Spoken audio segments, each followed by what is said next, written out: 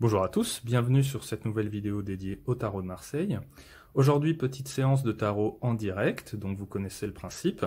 L'un ou l'une d'entre vous me pose une question et j'y réponds tout simplement dans une vidéo en live. Donc une petite séance pour répondre à la fois à vos questions et pour les apprentis cartomanciens, tarologues. Voilà, ça vous fait un exercice un petit peu en direct et vous pouvez le reprendre aussi en fonction de la question qui est posée pour vous entraîner, par exemple. Donc aujourd'hui, je vais répondre à la question de Nathalie, qui m'a écrit via Facebook et qui me demande si elle est à sa place. Alors, vaste question, mais elle précise quand même un petit peu, c'est que, bon, professionnellement, ça va pas très bien, il y a des conflits humains, on va dire, entre collègues, elle se sent pas forcément très bien, et on élargit un petit peu ça. Elle me demande si elle est dans son axe, en fait, hein, si elle est à sa place, tout simplement. Si elle est là où elle doit être. Et voir peut-être éventuellement ce qu'il faudrait faire pour bouger un petit peu les lignes. Donc Nathalie, moi je vais répondre à ta question en utilisant un tirage à 5 cartes que j'ai déjà présenté. Donc je vais vous mettre le lien dans la vidéo, je ne vais pas revenir dessus, c'est expliqué dans la vidéo que je vais vous mettre en lien. Donc tirage à 5 cartes qui va se présenter comme suit. Alors, première carte. Prendre celle-là, que je mets là, c'est le consultant, votre consultant. Donc là, ma consultante, Nathalie. Une carte totalement à l'opposé, qui va représenter le but, l'objectif à atteindre. Moi, je choisis cette méthode-là parce que la question en elle-même, quelle est ma place, ça sous-entend où est-ce que je vais aussi, quoi. Ça sous-entend est-ce qu'il y a des choses à changer? Est-ce que je peux changer de place si je suis pas très bien à ma place? Donc j'aime bien avoir cette carte-là à l'opposé, cette carte-là qui va représenter vraiment l'objectif. Qu'est-ce qu'il y a, quel but on peut atteindre à travers tout ça. Ensuite, 2 cartes au milieu. Hop, celle-là. Puis celle-là, bah tiens, elle vient tout seule, celle-là. Donc tac. Les 2 cartes du milieu qui vont représenter les 2 obstacles. Et puis une dernière carte, bah tiens, celle-ci, qui représente, je centre pour la vidéo, qui représente la voie à suivre, la clé, on va dire, le conseil des cartes pour se sortir un peu de cette situation. Et dernière petite chose, moi je ramène tout mon paquet.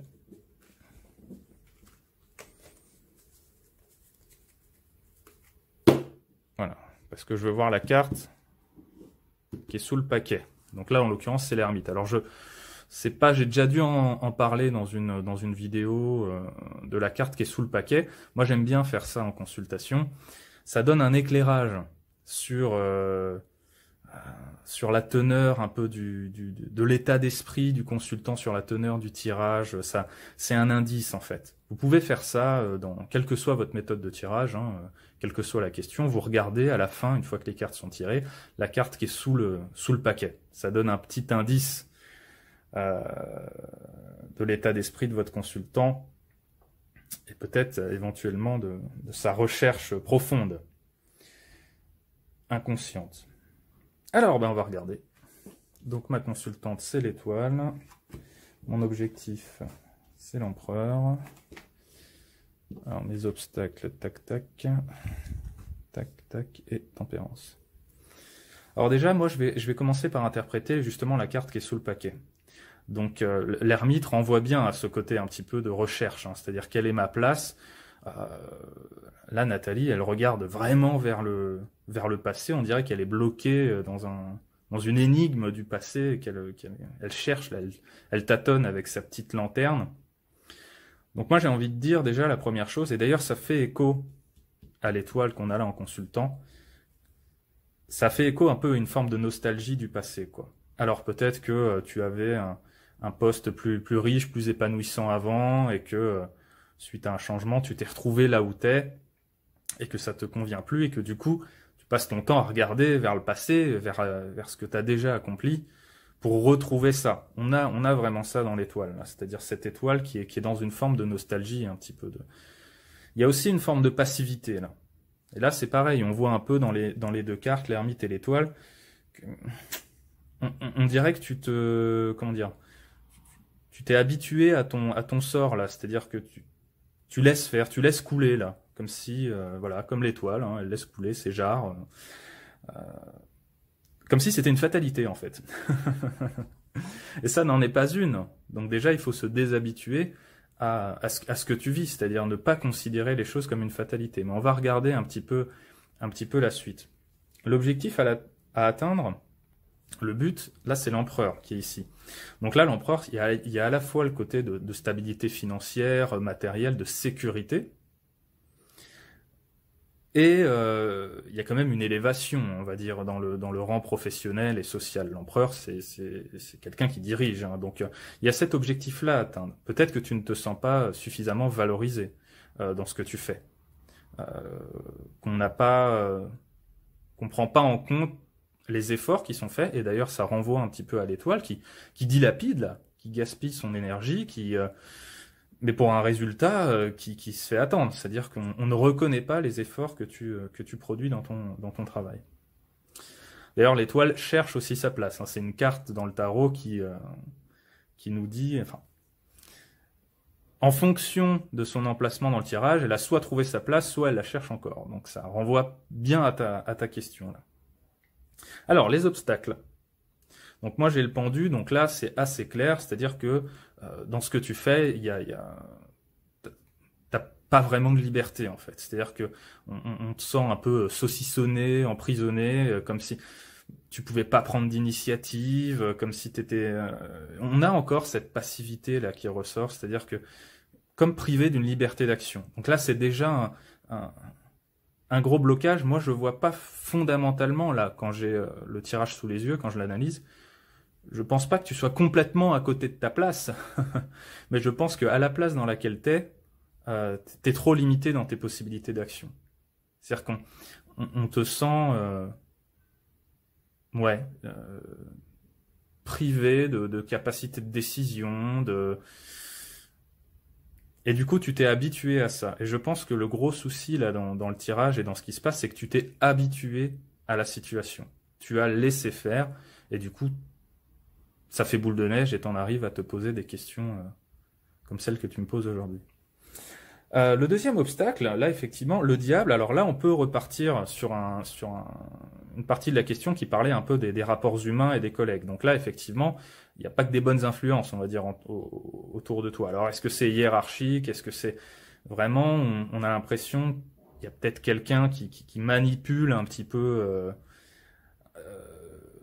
les rapports humains. Enfin, là, le diable en obstacle, c'est vraiment cette mauvaise influence, on va dire, qui pèse sur toi.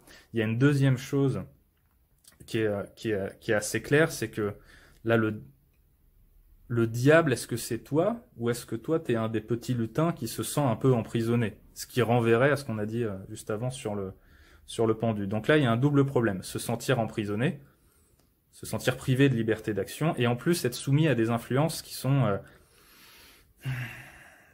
pas forcément très positives. On va dire ça comme ça. Alors, qu'est-ce que nous dit tempérance? Parce que là, on a pas mal étudié les objectifs, ce qui bloque, mais il faut bien avancer un petit peu là.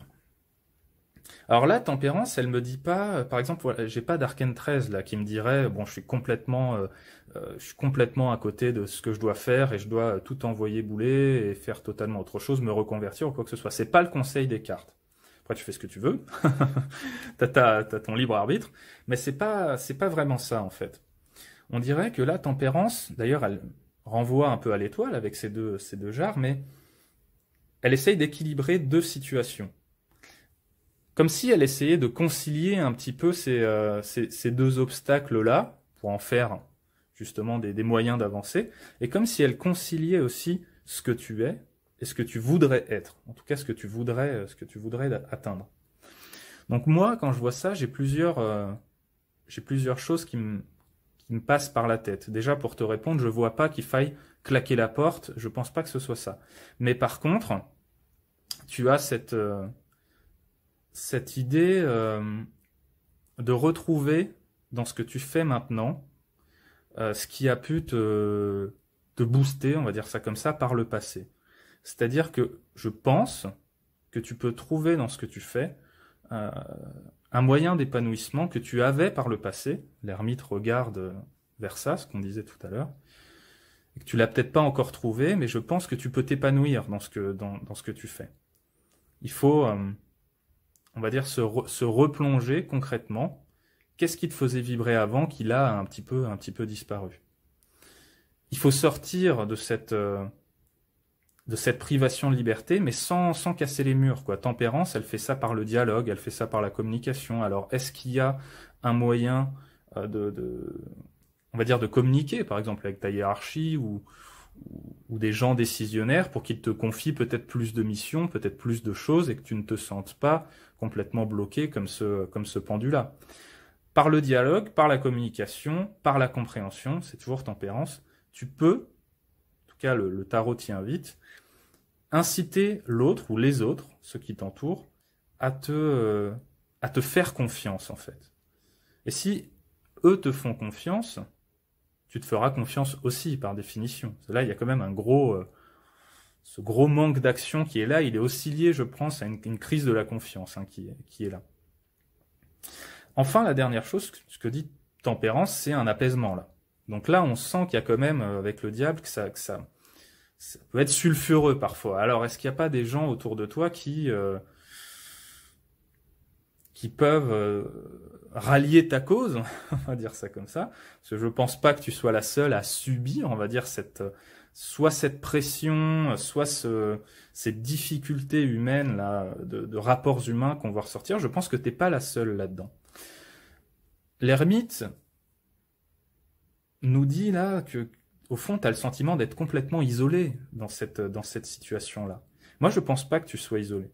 Je pense que tu peux essayer de t'ouvrir un peu, de communiquer avec les gens qui sont autour de toi, toujours tempérance, et par l'apaisement, essayer de trouver une solution plutôt aux rapports humains que tu vis. Je pense que tu n'es pas seul. Je pense qu'il y a d'autres personnes qui vivent ça, qui ressentent ça, peut-être qu'ils ne se manifestent pas, peut-être qu'il y a d'autres ermites dans ton environnement très proche, là, professionnel, et qu'eux ont besoin peut-être de quelqu'un qui prenne un petit peu la locomotive de ça et de se dire, bon, là, on est dans cette boîte, on est dans un flou artistique complet.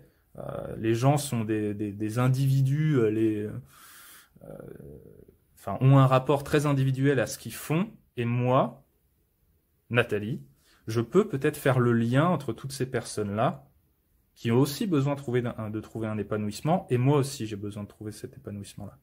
Donc on a un peu tout ça dans Tempérance. Elle nous dit pas, on voit, allez, pars à l'autre bout du monde, etc. T'as rien à faire là, etc. Non, elle nous dit que tu peux concilier tes aspirations profondes, celles des autres aussi, tout en apaisant, par le dialogue en fait, tout en apaisant les rapports humains et ta situation personnelle.